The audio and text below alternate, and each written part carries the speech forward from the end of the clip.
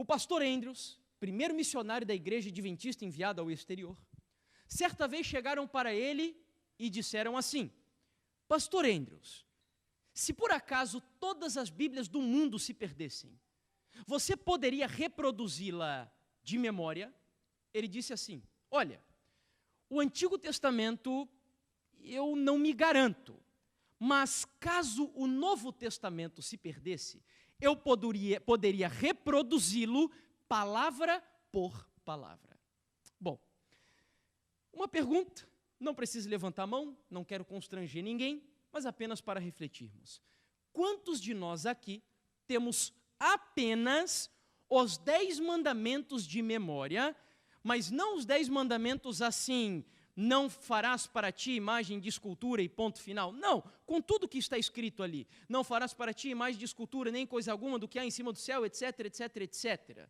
Quantos, não precisa levantar a mão, quantos de nós temos só os 10 mandamentos memorizados? Quantos poderíamos repetir aqui o nome dos 12 apóstolos de memória?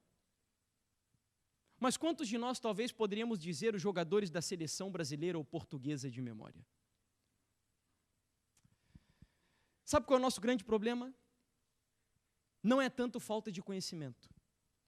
O grande problema da igreja hoje é falta de conhecimento bíblico, conhecimento que preste, conhecimento útil, cultura útil. Isso é o que falta para nós como igreja. E é isso que o pastor Alberto Tim está ali dizendo: olha, a gente está perdendo nossa identidade. Porque hoje, ao invés de gastar tempo lendo os livros de Ellen White, Bíblia, e livros produzidos pela igreja, os nossos jovens estão lendo Harry Potter, os nossos jovens estão lendo Senhor dos Anéis, e achando que isso tudo não faz mal. Sendo que Ellen White tem textos e textos e textos condenando leituras do tipo ficção e bruxaria, e a Bíblia mesmo condena isso. E olhe lá quando se lê, nós estamos assistindo essas coisas. Eu costumo dizer assim, não sei quantos sabem, Ellen White na época dela condenava, ou melhor, ela orientava, aconselhava as mulheres da sua época a não lerem livros de romance e novela.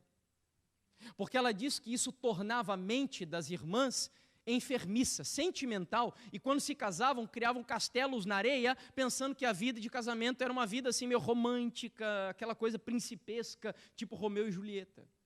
E não é assim. E aí eu fico imaginando, se ela já orientou a gente não ler, imagine se ela vivesse na época da televisão. Eu nem sei o que ela diria. Nem sei o que ela diria.